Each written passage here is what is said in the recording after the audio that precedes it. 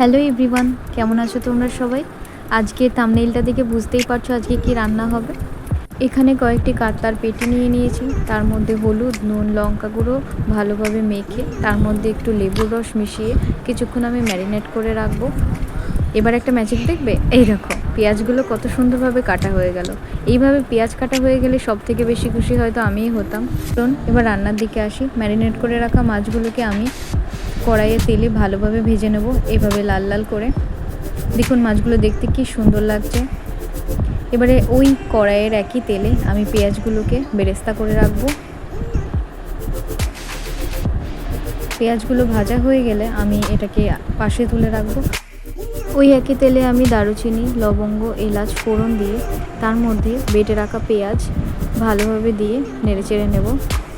কিছুক্ষণ নাড়াচাড়া করার পরে এর টেক্সচারটা পুরো ঘন ঘন হয়ে যাবে।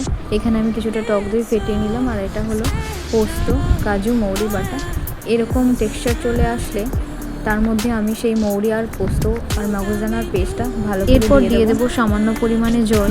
তারপরে ভালোভাবে মিশিয়ে এর মধ্যে দিয়ে দেবো নুন, চিনি আর লঙ্কার গুঁড়ো। এটাকে আবার ভালোভাবে মিশিয়ে নেব। তারপর দিয়ে দেবো এতে ফেটিয়ে রাখা টক দই। পরে পরিমাণ মতো জল অ্যাড করে মাছগুলো এর মধ্যে আমি দিয়ে দেবো যখন জলটা ফুটতে শুরু করবে। যদিও জল দেওয়ার ক্লিপটা আমি নিতে ভুলে গেছি। তারপরে কিছুক্ষণ রেখে এর মধ্যে পেঁয়াজ বেরেস্তাটার অর্ধেক আমি দিয়ে দেব।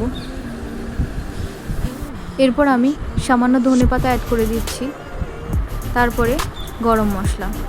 বাকি বেরেস্তা করা পেঁয়াজগুলো দই কাতলার উপর ছড়িয়ে পরিবেশন করে নিয়েছি আমাদের আজকের দই কাতলা। অবশ্যই কেমন লাগলো জানাবেন, আর ভিডিওটি ভালো লাগলে অবশ্যই সাবস্ক্রাইব করে দেবেন।